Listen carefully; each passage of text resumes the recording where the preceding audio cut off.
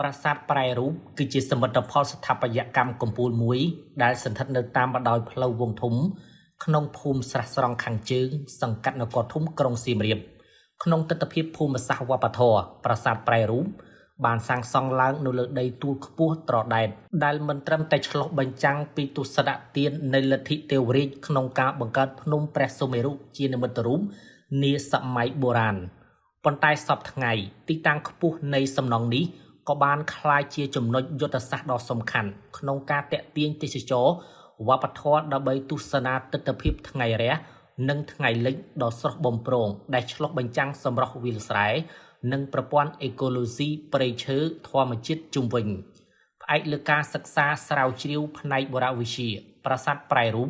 តំណាងឲ្យរបត់នៃការប្រែប្រួលយ៉ាងសំខាន់នៅក្នុងប្រវត្តិសាស្ត្រស្ថាបត្យកម្មខ្មែរ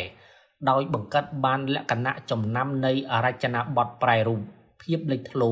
ផ្នែកវិស្វកម្មសំណង់នៃប្រាសាទនេះគឺទម្រង់ស្ថាបត្យកម្មឥដ្ឋខ្នាតធំដែលជាគំរូនៃសំណង់ដែលមានក្តីនានាធ្វើអំពីឥដ្ឋក្នុងទំហំធំបំផុតមួយដែលបានកសាងឡើងក្នុងសម័យអង្គរលើសពីនេះបុព្វបុរសខ្មែរបានបង្ហាញពីភាពឆ្លាតវៃនិងបច្ចេកទេសកម្រិតខ្ពស់ក្នុងការប្រើប្រាស់សម្ភារៈ3ប្រភេទរួមគ្នាឲ្យមានភាពចុះសម្រុងគ្នាយ៉ាងអស្ចារ្យដោយក្នុងនោះមានការប្រើប្រាស់ឥដ្ឋសម្រាប់សាងសង់ក្តីខាងលើនិងការឆ្លាក់ក្បាច់លម្អប្រើប្រាស់ថ្មបាយក្រៀមសម្រាប់ធ្វើជាគ្រឿងថ្នាក់បាតគ្រឹះនិងជញ្ជាំងព័ទ្ធជុំវិញដើម្បីទ្រទ្រង់ទម្ងន់ដ៏ធ្ងន់និងប្រើប្រាស់ថ្មភក់សម្រាប់តែផ្នែកសំណង់ដែលត្រូវទទួលសម្ពាធខ្លាំងនិងកន្លែងលម្អប្រណិតដូចជាផ្តែរស៊ុមទ្វារនិងសសរពេជ្ររបត់នេះបានលេចត្រដែតខ្លួនចេញពីឥទ្ធិពលស្ថាបត្យកម្មមុនអង្គរដែលភាគច្រើនប្រើប្រាស់តែឥដ្ឋនិងមានទម្រង់ជាក្តីដាច់ពីគ្នាមកជាការរៀបចំរចនាសម្ព័ន្ធជាលំដាប់ថ្នាក់នៅលើខឿនថ្នាក់បែបប្រាសាទភ្នំយ៉ាងពិតប្រាកដប្រភពទិន្នន័យចម្បងនិងជាឯកសារយោងដ៏មានតម្លៃបំផុតសម្រាប់ប្រាសាទប្រែរូបគឺសិលាចារឹកលេខ K806 ដែលចារឹកជាភាសាសំស្ក្រឹតជាកាបមានប្រវែងវែងជាងគេបំផុតនៅក្នុងប្រវត្តិសាស្ត្រខ្មែរដោយមានរហូតដល់298ល្បះត្រូវជា2185គាថា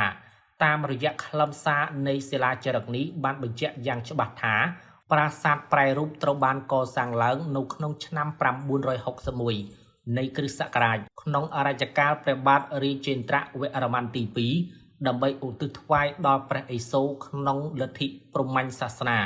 សិលាចារឹកក៏បានរៀបរាប់អំពីការតម្កល់សិវលិង្គសម្រាប់រាជឈ្មោះរាជេន្ទ្របាត្រេសូនៅក្តីកណ្ដាលដែលជាព្រះនាមដើមផ្លូវការរបស់ប្រាសាទព្រមទាំងមានការឧទ្ទិសក្តីរណបនានាជូនចំពោះទេពតំណាងឲ្យបុព្វការីជននេះសម្ដែងឲ្យឃើញពីការអនុវត្តគុណធម៌ដ៏ស្មោះស្ម័គ្រនិងជាយុទ្ធសាស្ត្រនយោបាយក្នុងការផ្សារភ្ជាប់រាជវង្សរបស់ព្រះអង្គទៅនឹងខ្សែស្រឡាយដ៏រុងរឿងនៃមហានគរខ្មែរក្នុងក្របខ័ណ្ឌគ្រប់គ្រងបេតិកភណ្ឌពិភពលោកក្រោមការសម្របសម្រួលបច្ចេកទេសនៃគណៈកម្មាធិការអន្តរជាតិ ICC អង្គរអាជ្ញាធរជាតិអប្សរាបានដាក់ចេញនិងអនុវត្តនៅវិធានការវិទ្យាសាស្ត្រដើម្បីធានាចីរភាពនៃរចនាសម្ព័ន្ធប្រាសាទការងារនេះផ្ដោតសំខាន់លើការគ្រប់គ្រងប្រព័ន្ធជលសាស្ត្រដោយពង្រឹងប្រព័ន្ធបង្ហូរនិងរំដោះទឹកភ្លៀងដើម្បីការពារមិនឲ្យទឹកហូរច្រោះចូលផ្ទាល់លើជញ្ជាំងឥដ្ឋនិងគ្រឹះជើងទម្រដែលអាចបណ្ដាលឲ្យចុះខ្សោយកម្លាំងទ្រទ្រង់សំណង់ក្នុងទិដ្ឋភាពបច្ចេកវិទ្យាសម្ភារៈអ្នកជំនាញបានបន្តស្រាវជ្រាវពិសោធន៍និងអនុវត្តបច្ចេកទេសពង្រឹងគុណភាពឥ